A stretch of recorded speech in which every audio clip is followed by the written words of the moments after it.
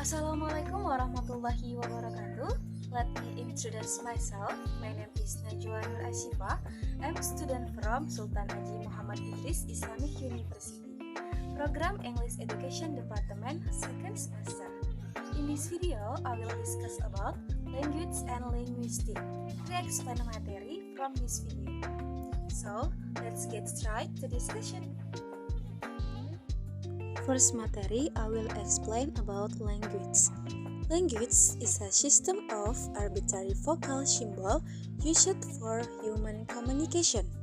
Bahasa adalah simbol vokal arbiter yang digunakan untuk komunikasi manusia. Next, the nature of language. Bahasa memiliki beberapa sifat. Yang pertama, yaitu language is a specific human characteristic that make the different from other creature, say animal and plants. Bahasa adalah ciri khas manusia yang membedakan dalam makhluk lain, misalnya hewan dan tumbuhan. Yang kedua, language is a main tool of communication.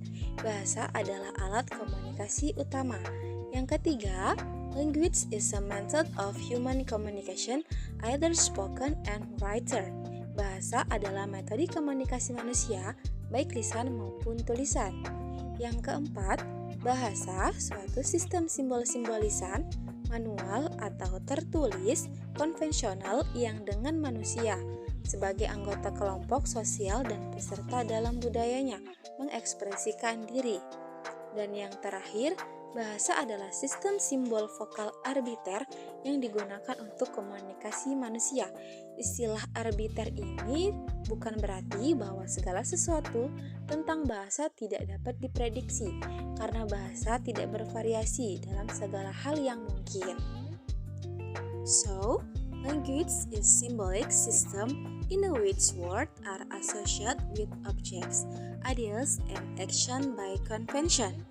Bahasa adalah sistem simbolik di mana kata-kata dikaitkan dengan objek, ide, dan tindakan berdasarkan konvensi. Next materi, I will explain about linguistics. Linguistics in the scientific study of language. Linguistik adalah kajian ilmiah tentang bahasa atau ilmu ilmiah yang berkaitan dengan bahasa sebagai objek kajiannya. Why should you study linguistics? Ada beberapa alasan kenapa kita harus mempelajari linguistik. So, I'm gonna explain one by one. Yang pertama ada language awareness atau kesadaran bahasa. Dari language awareness, kita bisa tahu mana kata yang formal atau kata yang tidak formal. For example, he is not thirsty. Dia tidak haus. He is not thirsty. He is not thirsty dan he is not thirsty memiliki makna yang sama, tetapi perbedaannya di sini terletak dari kata non-formal dan formal. Seseorang yang mengalami language disorder atau gangguan bahasa perlu adanya terapi, dan terapi ini terdapat pada ilmu kedokteran linguistik. And then ada language teaching atau pengajaran bahasa. Seorang guru sangat butuh belajar English linguistik karena untuk mereka mengajar. Last, bahasa dan sastra. Bahasa Inggris memiliki fase atau perkembangan. Ada Old English, Middle English, and Modern English. Perkembangan itulah yang dikaji oleh linguis.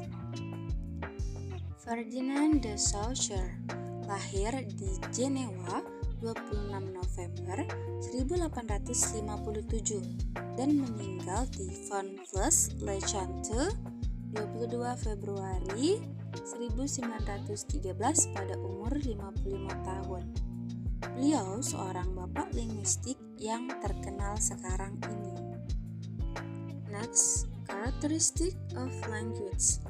Language is a sound, intonation, oral language, stress atau penekanan, and juncture, jeda, pitch atau tinggi rendahnya. Language is a system. Language is a system of system. Language is meaningful atau mempunyai arti yang banyak. Language is arbitrary, berubah-ubah. Language is conventional. Language is a system of contract. Language is creative. Yap, bahasa itu kreatif. Language are unique. Bahasa itu unik. And last, language are similar. Bahasa mempunyai arti yang banyak atau mempunyai kesamaan. Language is arbitrary. Seperti yang kita ketahui, bahasa itu berubah-ubah. For example, I saw a big bear in the zoo. Saya melihat beruang besar di kebun. Maka kata bear di sini berarti beruang. And then tell me now, I can bear the suspense. Ceritakan sekarang, saya tidak tahan dengan ketegangannya. Maka kata bear di sini berarti tahan, menahan atau memikul. Itulah contoh dari language arbitrary. Next, language is conventional. Ada dua perbedaan mencolok antara bahasa lisan dan bahasa tertulis. For example, written, I'm going to go home. But, biasa orang menyebut I'm going home atau I'm gonna home. Bahasa lisan cenderung lebih fleksibel dan sering digunakan dalam percakapan sehari-hari, meskipun kadang kurang gramatikal. Tetapi tidak apa-apa, sejauh penutur menyampaikan pesan kepada pendengar dan pendengar memahami, walaupun ada kekurangan gramatikal, yang penting bisa menyampaikan maksud atau makna dari penutur tersebut. Language is a system of contracts. Tiap orang punya cara sendiri untuk menyusun dan menyampaikan pesannya pada orang lain, meskipun pola kalimat sebuah bahasa itu sama. For example, language is a system of system. Adalah semua pola yang terdapat dalam kalimat itu, baik pola kalimat keseluruhan, hasil penggabungan frase tadi, maupun pola frase yang membentuk kalimat itu sendiri. So, bahasa itu sistem. Ada sistem yang mengaturnya sehingga kita bisa memahami apa yang disampaikan oleh seseorang. Language is a creative. Setiap kata bisa dijelaskan oleh kata lain yang berbeda, tetapi memiliki arti yang sama. For example, the building was founded in 2018. The building was built in 2018. Founded tersebut bisa kita bilang built, so makanya bahasa itu kreatif. Language are unique. Air in English, air. Air in Indonesia, air. Meaning and pronouns are different. Arti dan pengucapannya berbeda. So, bahasa itu unik, ada kemiripan tetapi memiliki makna yang berbeda. Next, I'm gonna explain about micro and macro linguistic. Mikrolinguistik. Kajian terkecil bahasa ini dibagi menjadi 4 bagian.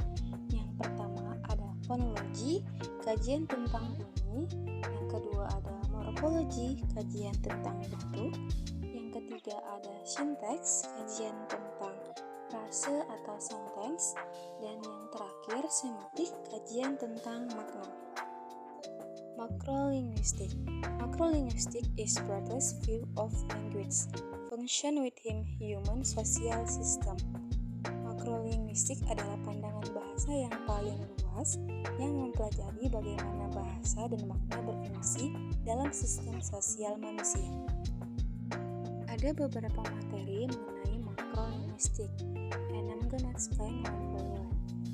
Yang pertama, psikolinguistik, studi tentang bahasa dan pikiran. Yang kedua, sosiolinguistik, mempelajari antara hubungan dan bahasa masyarakat.